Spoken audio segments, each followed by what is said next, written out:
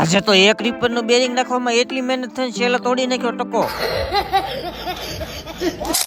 તો જય દ્વારકાધીશ છે ને જય શ્રી રામ. 185 મોદી બોલે તો મેરે સાથ.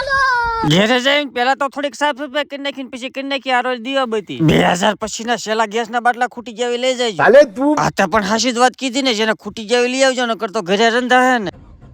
અને ફાઇનલી ટાટા નેક્સોન નો સ્લેબ મારી લઈ લીધી આગળ, કારણ કે એને ધોવાની હતી.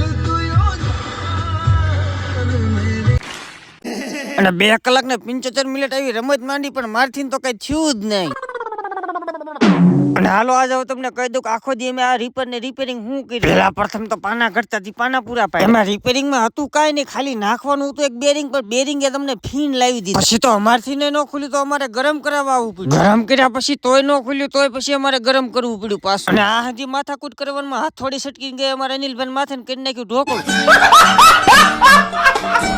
હવે એને ઢોકળું થયું એમાં આ ભાઈ જોવા આવ્યા, એટલે ઈ ભાઈ ઢોકળું જોવા નતા આવ્યા, તો કામ જોવા આવ્યા થતા. અને છેલ્લે આખો દી મથ્યા તો અમારથી બેરિંગ નો નીકળ્યું. છેલ્લે અમારે આવવું પડ્યું હાઇડ્રોલિક માં બેરિંગ કઢે, અને એને મારા બેટા 2 મિનિટમાં કાઢી નાખી. પછી તો આ કામ વસળ મૂકીને આવી ગયો એક જેસીબી ધો. પણ હજે તો હું પલાળી રહ્યો, કાં તો ચિંતનભાઈ હાબુ લઈને મંડાણા ધોવા. અને ફાઇનલી ચિંતનભાઈ ની મહેનત થી ધોવાઈ ગયું જેસીબી. ફાઇનલ લુક છે આવો કાકે. અને ફાઇનલી રાતના ધરમાં આપણું ઈપર થઈ ગયું રેડી. હવે ઈ હંધું તો અમે રિપેરિંગ કરી નાખ્યું, પણ તમે લાઈક શેર ફોલો કરવા ન ભૂલતા હો.